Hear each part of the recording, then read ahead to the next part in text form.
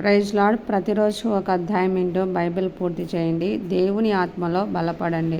నిర్గమకాండము 9వ అధ్యాయము 1వ వచనం. తర్వాత యెహోవా మోషేతో ఇట్లనెను, నీవు ఫరో యొద్దకు వెళ్ళి నన్ను సేవించుటకు నా ప్రజలను పోనిమ్ము.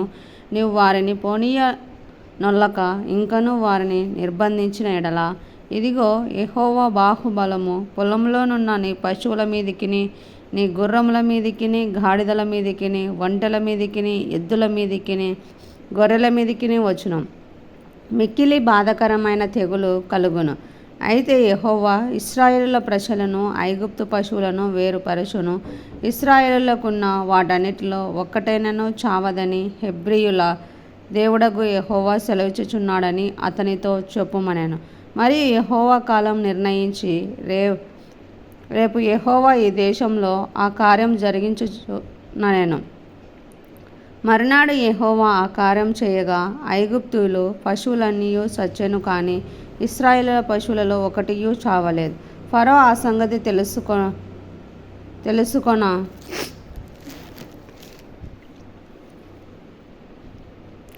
పంపినప్పుడు ఇశ్రాయేలు పశువులలో ఒకటియూ చావలేదు. అయినను అప్పటికి ఫరో హృదయము కఠినమై నందున జనులను పంపకపోయాను. కాగా యెహోవా, మీరు మీ పిడికిళ్ళ నిండా ఆవపు బుగ్గి తీసుకొనుడి. మోషే ఫరో కనుల ఎదుట ఆకాశం వైపు దాన్ని చల్లవలెను. అప్పుడు అది ఐగుప్తు దేశమంతటా సన్నపు ధూళి అయి ఐగుప్తు దేశమంతటా మనుషుల మీదను జంతువుల మీదను పొక్కు దద్దుర్ల అగునని మోషే అహరోనులతో చెప్పాను. కాబట్టి వారు ఆవపు బుగ్గి తీసుకొని వచ్చి ఫరో ఎదుట నిలిచిరి. మోషే ఆకాశం వైపు దాని చల్లగానే అది మనుషులకును జంతువులకును పొక్కు దద్దుర్లాయను.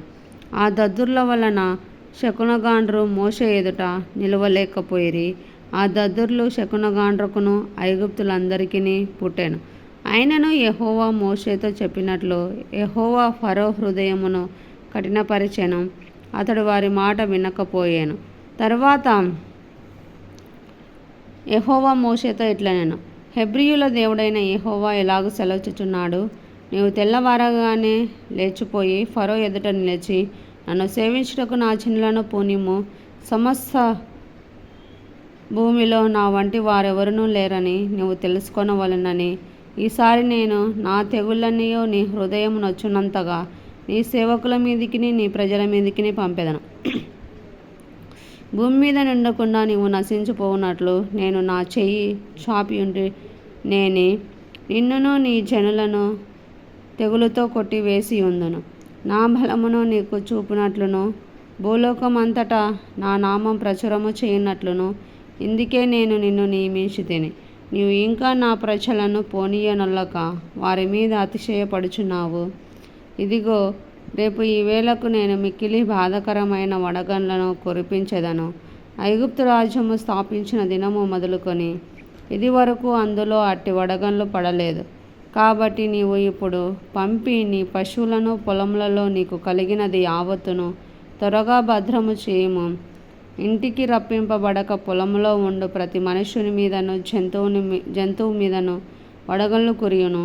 అప్పుడు అవి చచ్చునని చెప్పుమనెను. ఫరో సేవకులలో యెహోవా మాటకు భయపడినవాడు తన సేవకులను తన పశువులను ఇళ్లలోనికి త్వరగా రప్పించెను. అయితే యెహోవా మాట లక్ష్యపెట్టని వాడు తన పనివారిని తన పశువులను పొలంలో ఉండనిచ్చెను. యెహోవా, నీ చెయ్యి ఆకాశం వైపు చూపుము. ఐగుప్తు దేశం అందలి మనుషుల మీదను జంతువుల మీదను పొలముల కూరలన్నిటి మీదను వడగండ్లు ఐగుప్తు దేశం అంతటా పడునని మోషేతో చెప్పాను. మోషే తన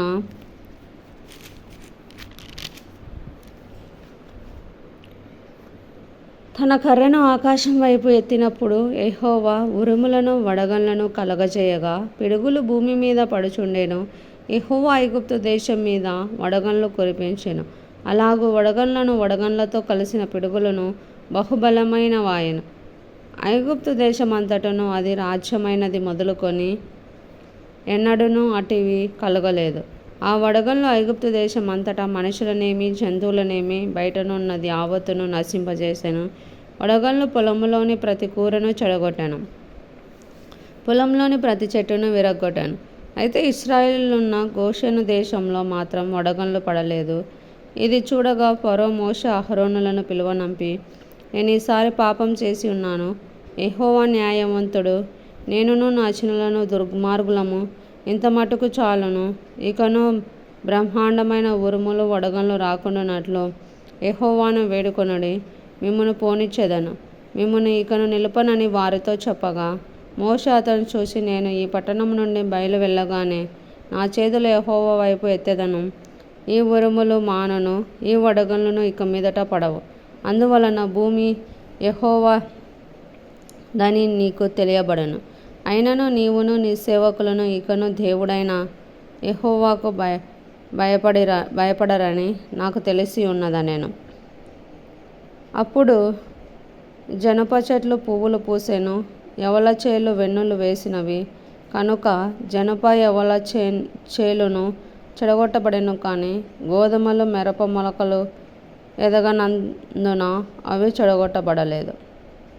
మోషే ఫరోను విడిచి ఆ పట్టణం నుండి బయలు వెళ్ళి యెహోవా వైపు తన చేతులు ఎత్తినప్పుడు ఆ ఉరుములను వడగండ్లను నిలిచిపోయెను. వర్షం భూమి మీద కురియుట మానెను.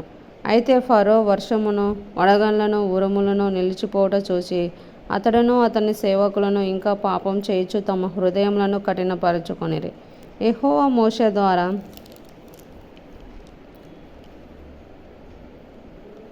పలికినట్లు ఫరో హృదయము కఠినమాయెను. అతడు ఇశ్రాయేలులను పోనీయక పోయెను. దేవుడి వాక్యంను ఆశీర్వదించునుగాక. ఆమెన్.